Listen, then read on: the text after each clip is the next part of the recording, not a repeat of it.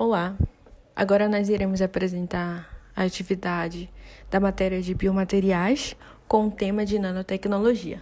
O grupo é composto pelo Lucas Figueiredo, Lucas Viana, Marcele Farias, Matheus Bastos e Sandro Carvalho. A nanotecnologia ela consiste na aplicação de insumos ou processos em que ao menos um dos seus componentes possua uma de suas dimensões na escala nanométrica, ou seja, 1 a 100 nanômetros, propiciando a manipulação de qualquer material reduzido a essa escala, surgindo novos materiais. E aí, o que significa nano? Nano é algo que é extremamente pequeno. E a nanotecnologia pode ser considerada como um conjunto de atividades ou um mecanismo que ocorre em uma escala extremamente pequena, mas que tenham implicações no mundo real. E esses mecanismos eles estão além da percepção dos nossos olhos humanos. Eles vão operar numa escala nanométrica. Ou seja, 1 nanômetro é a bilionésima parte de 1 metro. E o que é a escala nano? Quando a gente fala de 10 a menos 9, na área de nano, ela significa uma escala atômica. A nanotecnologia ela tem condições de manipular átomos e moléculas e, com isso, produzir tudo aquilo que o cientista imagina que tenha condições de produzir por meio dessa tecnologia, criando novos materiais, dispositivos e sistemas com propriedades aprimoradas. Isso é possível devido às mudanças nas propriedades físicas, químicas, biológicas, que ocorrem quando a matéria é reduzida a dimensões nanométricas. A nanotecnologia ela abre possibilidades de manipular esses átomos e moléculas e já tem sido muito empregada na fabricação de semicondutores e circuitos integrados, como chips, e como computadores, telefones celulares. A gente observa que as coisas se tornaram menores no decorrer dos anos, das evoluções, como, por exemplo, o computador, que antigamente eram máquinas enormes, precisava de uma sala inteira. E hoje em dia a gente consegue carregar na mochila e ele já vem com várias funções, ou até mesmo o celular que a gente leva na mão. A nanotecnologia está presente em vários produtos do nosso cotidiano, como os protetores solares, os calçados esportivos, cosméticos, automóveis, entre outros. Dentre as várias áreas onde a nanotecnologia é utilizada, a gente pode destacar a nanoeletrônica, bionanotecnologia, nanomedicina e entre outros. As aplicações vão variar, desde sistemas de nanoencapsulamento de fármacos até a síntese de materiais biodegradáveis, anti-chamas e antimicrobianos.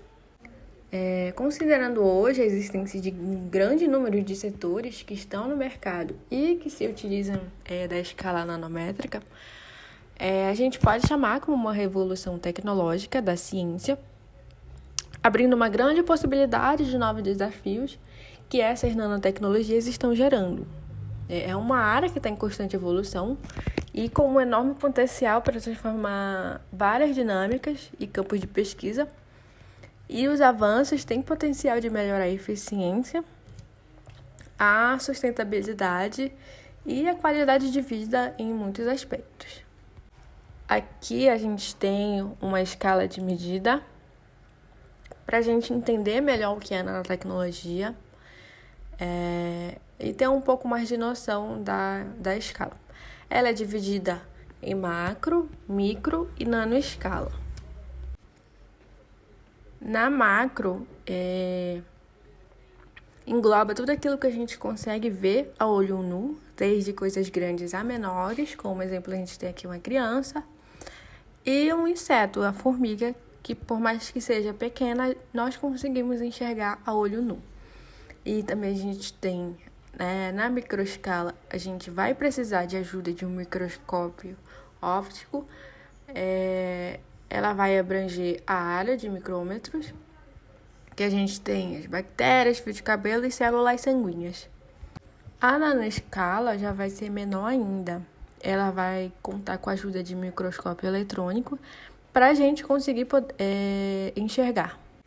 E ela engloba, por exemplo, o DNA, proteína, vírus. E a gente ainda tem aqui também a escala atômica, onde a gente tem átomos e moléculas.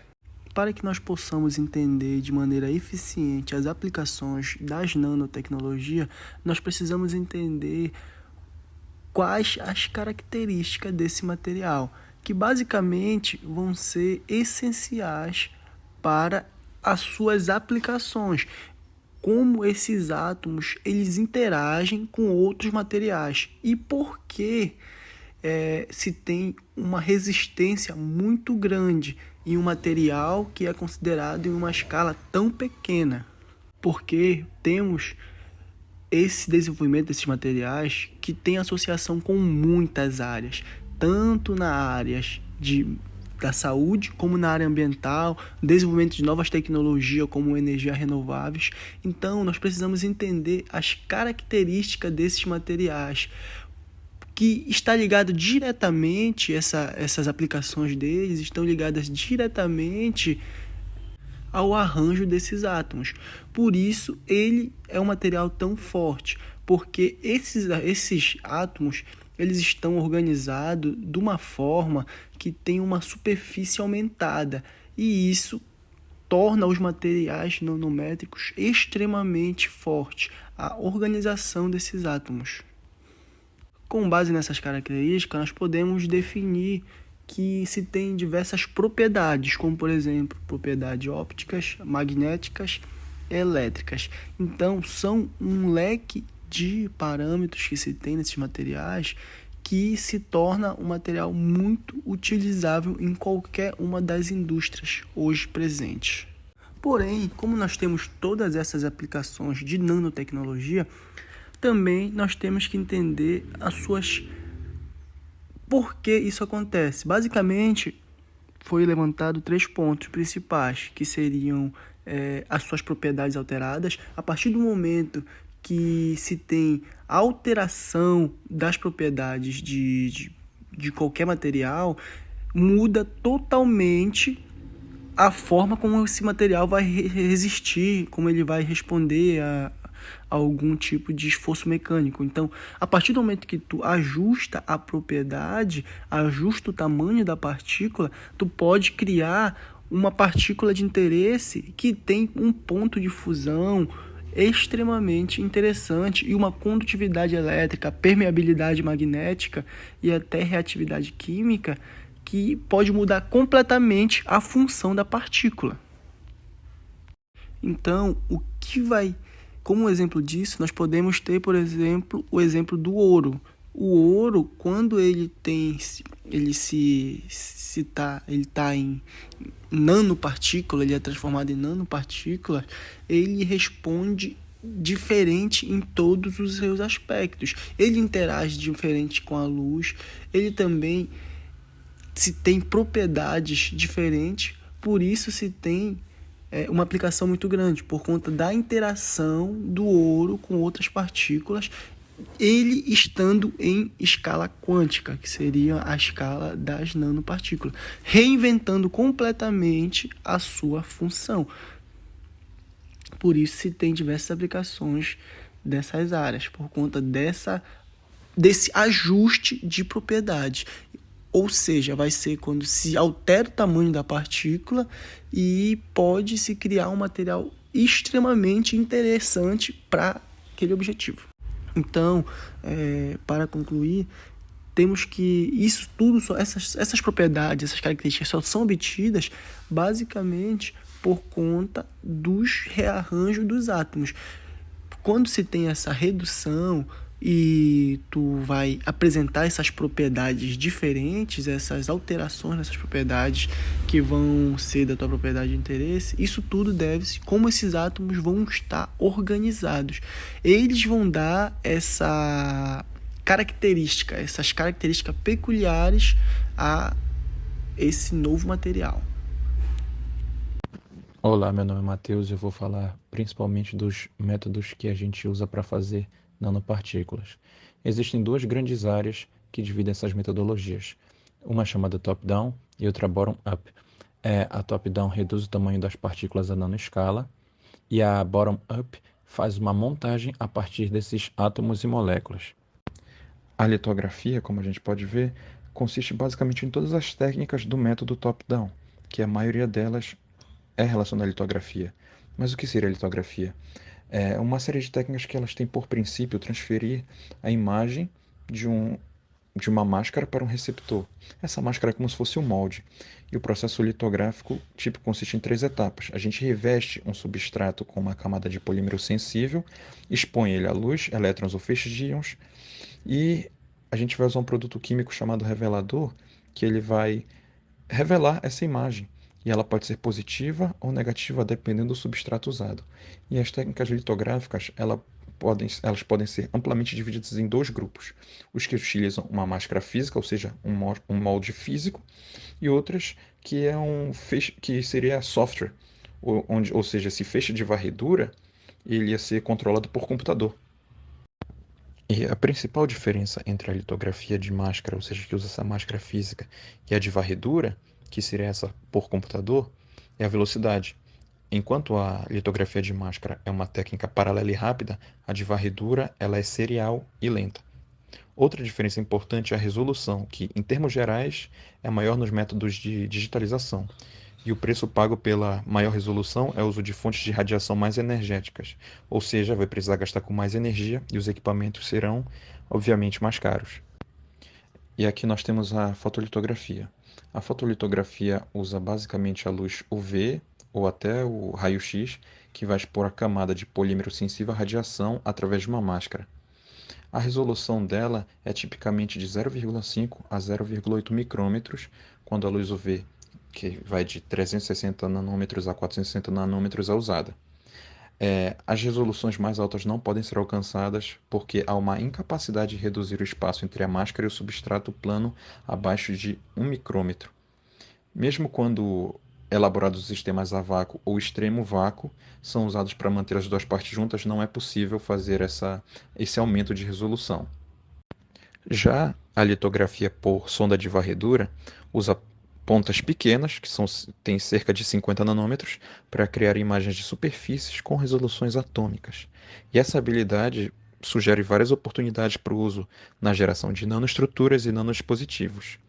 Dessa forma, tem 2 que são as principais técnicas utilizadas, que são a SPL, Scanning Probe Lithography, e a DPN, Deep Pen Nanolithography, que essas 2 técnicas são descritas como diretas e a principal vantagem são as altas resoluções e a capacidade de gerar padrões com geometrias arbitrárias. Porém, a principal desvantagem dessas técnicas é a velocidade. Elas não são rápidas.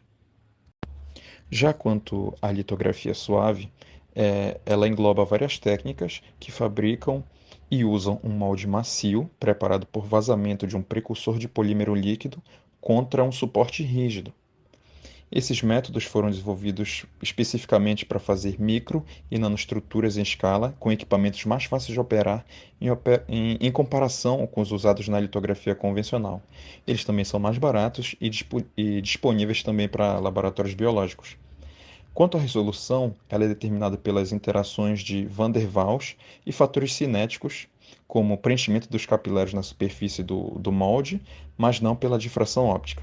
Essa é uma vantagem quanto às técnicas litográficas convencionais, já que difração óptica vai interferir nas técnicas litográficas convencionais.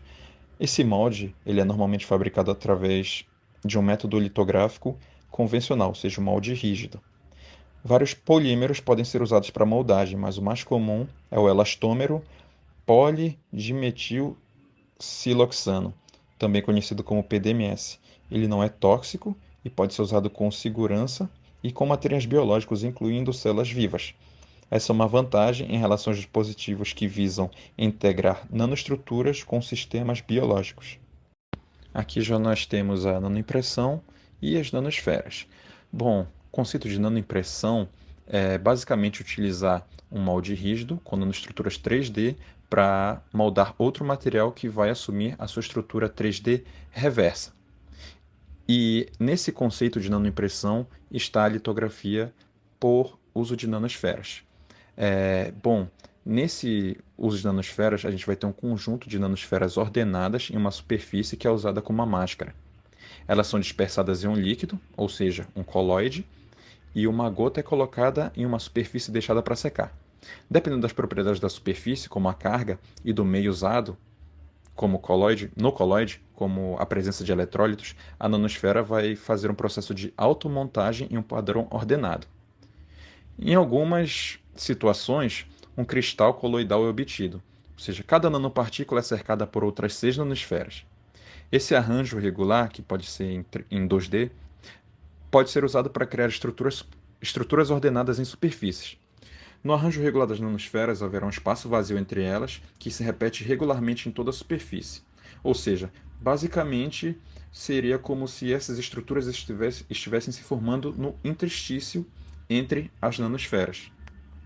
E aqui a gente pode ver, por exemplo, a nanoestrutura de óxido de zinco, onde ali no B a gente pode ver que as nanoestruturas estão formadas nesses interstícios do que seriam essas nanosferas.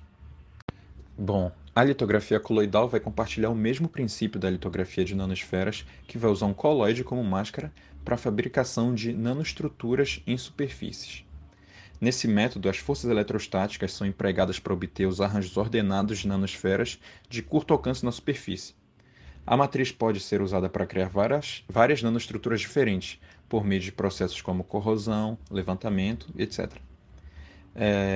O que é interessante também são notar os diferentes tipos de nanoestrutura que podem ser formados: furos, cones, anéis e até sanduíches de diversos materiais. Se essas nanoestruturas forem feitas de metais, elas vão apresentar um efeito de ressonância plasmônica de superfície localizada que pode ser usado para detecção. E esses materiais estão, portanto, em estudos para várias aplicações como detecção de outros materiais, etc. E principalmente a aplicação que mais estão visando é dispositivos médicos. Bom, aqui nós temos os métodos bottom-up. Os métodos bottom-up vão ser divididos basicamente em métodos de fase gasosa e fase líquida. Em ambos os casos, o nanomaterial vai ser fabricado através de uma rota de fabricação controlada que vai partir de um único átomo ou moléculas. Os métodos de fase gasosa são principalmente o arco de plasma e deposição de vapor químico, e de fase líquida, o método mais estabelecido é a síntese sol-gel, e a automontagem molecular vem surgindo como um novo método. Bom, a soldagem por plasma é o método mais comum para a fabricação de nanotubos. O método vai utilizar o plasma, que é um gás ionizado. Basicamente, a gente vai ter que uma diferença de potencial é colocada entre dois eletrodos e o gás entre eles vai se ionizar. Um dispositivo de arco típico é feito de dois eletrodos e um arco passa de um eletrodo para o outro. O primeiro eletrodo, que é o ânodo, vaporiza à medida que os elétrons são retirados pela diferença de potencial. Por exemplo, um eletrodo de carbono é usado para produzir nanotubos de carbono, e esse é consumido durante reações produzindo cátions de carbono. E esses íons alterados positivamente passam para o outro eletrodo, pegam elétrons e são depositados para formar nanotubos. Já em relação à deposição por vapor químico, o material a ser depositado é primeiramente aquecido até sua forma gasosa e então depositado como um sólido em uma superfície. Esse método normalmente ele é realizado sob vácuo. A deposição pode ser direta ou por reação química, de forma que o material depositado seja diferente do material que foi volatilizado. Esse processo é usado rotineiramente para fazer nanopós de óxidos e carbonetos de metais, se o carbono ou o oxigênio estiverem presentes com o metal. O método também pode ser usado para gerar nanopós de metais puros, embora não seja tão fácil de fazer. Um outro ponto a se destacar são as aplicações que a nanotecnologia possibilita. Entre elas está a atuação no setor agrícola, mais precisamente atuando em pesticidas, sementes e fertilizantes. O primeiro ponto a se destacar são os nanofertilizantes, que basicamente são moléculas de fertilizantes que são convertidas em uma nanoescala, apresentando uma maior solubilidade em relação às moléculas maiores. Isso é explicado, pois a massa molecular é reduzida e a área superficial é aumentada, permitindo maiores interações com o solvente. Isso representa o uso de uma menor quantidade de solventes orgânicos, reduzindo a contaminação ambiental e os custos relacionados. Uma outra característica interessante é que as nanopartículas de pesticida possuem uma grande mobilidade devido ao seu tamanho. Isso vai permitir uma maior penetração nos tecidos dos insetos, potencializando assim a morte desse inseto ou dessa peste. Um outro ponto a se destacar são a multiplicidade de agentes químicos em sua formulação, assim eliminando a necessidade de vários defensivos agrícolas. Para as sementes, a nossa apresentação trouxe esse exemplo da pesquisa de Fraceto e colaboradores. Nesse projeto, são encapsulados hormônios de crescimento de plantas em nanopartículas. Essas sementes são tratadas antes de serem plantadas com essas nanopartículas. Elas resultam em algumas características, como estimulam o crescimento das raízes, que aumenta a captação de água e nutrientes pelas plantas, a redução do uso de insumos, pois as plantas elas estão mais saudáveis e resistentes, reduzindo assim a necessidade de inseticidas e herbicidas, e respostas às condições de estresse. Então, essas sementes tratadas elas são mais resistentes às condições ambientais, como, por exemplo, uma seca ou uma salinidade no solo. Na imagem ao lado, é possível ver 4 mudas tratadas de diferentes maneiras. A primeira muda representa o grupo controle, no qual não há nenhuma intervenção de tratamento específico, e foi usado para comparar os resultados dos outros tratamentos. O segundo tratamento foi realizado com o hormônio ácido gibberellico diretamente, sem a utilização de nanopartículas. Então, esse hormônio ele vai desempenhar um papel no crescimento dessas plantas, especialmente no desenvolvimento das raízes. A terceira muda foi tratada com esse hormônio encapsulado em nanopartículas de quitosana e tripolifosfato. Essa forma em encapsulamento vai permitir uma liberação controlada do hormônio no solo, proporcionando assim um fornecimento gradual ao longo do tempo, em tese. Na quarta muda, foi tratada com o hormônio ácido gibberellico encapsulado em nanopartículas de arginato e quitosana. Essa forma de encapsulamento também vai permitir uma liberação controlada do hormônio, oferecendo assim benefícios semelhantes ao tratamento anterior. Então vai ser feita essa avaliação para verificar qual foi o melhor tratamento para essas nanopartículas desses hormônios. Então foi possível avaliar nas imagens que o desenvolvimento das plantas nos tempos 7 e 30 dias. Então constata-se que a quarta muda foi a que melhor cresceu, mostrando que a sua liberação de hormônios de crescimento foi a mais eficiente, tanto para a formação da parte radicular quanto para a formação da parte aérea. Nesse próximo slide, o objetivo de avaliação serão os nanofertilizantes, que vão ser constituídos de cápsulas biodegradáveis, que vão promover uma liberação controlada dos nutrientes, evitando assim possíveis desperdícios e melhorando a eficiência de adubação. Essa liberação vai ocorrer de maneira gradual e controlada no solo, junto com esse processo de degradação dessa cápsula. Portanto, essa liberação controlada dos nutrientes e o uso de nanomateriais que vão se ligar ao solo vão contribuir para minimizar a perda de nutrientes por lixiviação, garantindo que uma maior quantidade de nutrientes seja aproveitada por essas plantas. Ok? No próximo slide, é possível ver um experimento utilizando nanofertilizantes, no qual eles se utilizam de um polímero biodegradável chamado poli 3-hidroxibutirato, ao qual foram adicionados farinha de madeira e nitrato de amônio. Então, basicamente, selecionaram-se 4 mudas e elas foram tratadas da seguinte forma. A primeira foi tratada sem a presença de adubo, na segunda ele utilizou somente o nitrato de amônio como agente fertilizante, e na terceira ela foi tratada com o poli 3-hidroxibutirato, ao qual foram utilizados farinha de madeira e nitrato de amônio, porém sem a presença de um agente revestidor. No último, seria o terceiro, porém com a adição de uma camada de revestimento, feita com o próprio polímero poli 3-hidroxibutirato. Com base nas tabelas e nas imagens, é possível visualizar que a última muda tratada com a camada de revestimento foi a mais eficiente no crescimento da planta, nesse caso devido à lenta decomposição do filme, ou seja, desse polímero. Então, o adubo fornecido ao solo foi fornecido com uma taxa relativamente estável ao longo dos meses, resultando em um maior desenvolvimento nas plantas. Bom dia, boa tarde, boa noite. Meu nome é Sandro e eu vou dar continuidade à apresentação falando um pouco da aplicação da nanotecnologia, mais especificamente da nanotecnologia na saúde, principalmente voltada aos nanocosméticos. Assim como os nanofármacos, os nanocosméticos têm o intuito de veicular compostos bioativos em função do órgão-alvo ao qual o composto bioativo tem biofuncionalidade.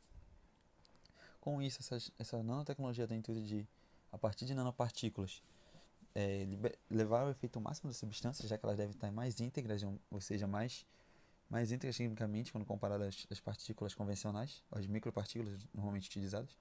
Ela permite uma liberação controlada e com maior tempo de residência, em função dessa maior penetração nas camadas da pele, nas camadas mais profundas da pele. como são essas camadas mostradas na imagem inferior à esquerda, que seria a camada córnea, a camada granulosa espinhosa basal, enfim, que leva a passagem, a permeabilidade, que o intuito é justamente permear essas camadas, essas barreiras biológicas para passar e atingir determinado órgão-alvo. Além disso, nós temos a redução de efeitos adversos desses compostos bioativos, já que eles não entram em contato com outros componentes, outros compostos, né, provenientes da bioquímica ou de outras ações, ou provenientes de outras fisiologias do organismo vivo. Como eu já falei anteriormente, penetra a camada mais profunda da pele, lá de ressaltar que a pele é o principal órgão com esses cosméticos entrando em contato. Os principais a serem desenvolvidos vêm sendo exclusivos dermocosméticos. Com isso, esse encapsulamento, ou até mesmo essa dissorção física na camada mais externa, na superfície das nanopartículas, permite uma maior proteção contra a degradação química e enzimática, levando compostos bioativos mais fotossensíveis, que seriam sensíveis à luz, termosensíveis, que seriam sensíveis à variação de temperatura, e até mesmo compostos higroscópicos, que são aqueles que tendem a agregar a umidade do ar. Com isso, dentre os cosméticos produzidos, temos no Brasil, tivemos um dos primeiros que foi o Vitactive, que é um nanocosmético anti-sinais, que tinha nanopartículas contendo vitamina A, vitamina C e vitamina K, com o intuito de reduzir envelhecimento e reduzir rugas, que é a sua finalidade. Além disso, nós já temos sendo desenvolvidos protetores solares, utilizando escalas menores de compostos que já vinham sendo utilizados. No caso dos protetores, vinham sendo utilizados o dióxido de titânio, e na escala de cerca de 200 nanômetros, como demonstrado na imagem, e cada vez com a aplicação da nanotecnologia vem reduzindo a utilização dessas suas partículas, utilizando partículas de cerca de 15 a 10 nanômetros, e como podemos observar na imagem, são basicamente transparentes, tendo ainda maior eficiência quando comparado a esses protetores solares convencionais. Então, passando de slide, eu vou falar um pouco dos materiais que são utilizados para a veiculação desses compostos bioativos, e podem ser poliméricos, que utilizam aditivos poliméricos para a sua polimerização, que podem ser na forma de nanoesferas, que apresentam essa matriz polimérica, com os compostos bioativos sendo basicamente incorporados, e temos a forma de nanocápsulas que formam essa membrana polimérica, e a partir da cavidade dessa membrana, que ela pode ser aquosa, que seria polar, ou oleosa, que seria apolar, em função do composto bioativo ao qual irá ser encapsulado. Além disso, nós temos os dendrímeros, que são esse composto laranja, que é uma estrutura polimérica ramificada que permite absorver compostos bioativos na sua superfície. Além disso, nós temos materiais lipídicos, que são nanopartículas sólidas lipídicas, que apresentam justamente partes polares e apolares em função do composto bioativo ao qual irá ser vinculado, e também para permitir aquela permeabilidade nas camadas da pele que eu falei anteriormente. E outros mais usuais são lipossomas, que correspondem aos materiais lipídicos, que são essa da imagem da direita, correspondem a essas bolinhas, essas estruturas azuis e verdes, sendo as estruturas azuis justamente os lipídios e as verdes o fósforo. Então, devido a sua composição semelhante à membrana, ele permite maior permeabilidade em relação às barreiras biológicas, além de liberar lipídios com relação àquele extrato córneo. Ele libera lipídios e sua parte polar também serve para hidratar aquele extrato córneo, que é fundamental para a garantia do funcionamento fisiológico da pele. Além disso, nós temos materiais metálicos, que são as nanopartículas de ouro e nanopartículas de prata. São interessantes sendo utilizados na questão dérmica por conta do seu efeito cicatrizante, além de serem antimicrobianos, evitando contaminações. Com isso, eu destaco as nanoemulsões, que são justamente, passando aqui os slides, são justamente a solução de dois líquidos, normalmente um polar e outro apolar, em função de uma ação de utilização de um tensoativo, ou seja, um surfactante, que consiste e o composto bioativo pode ficar na parte interna, encapsulado, ou também na parte externa, absorvido.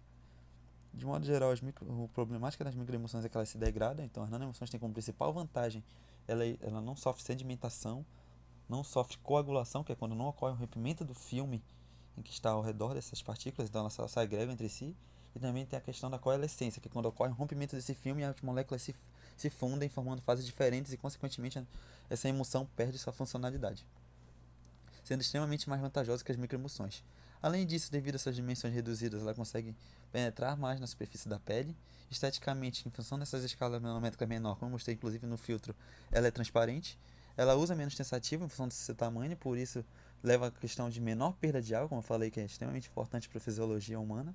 Ela consegue liberar mais fragrância, e além de ser um substituto dos lipossomos, no caso.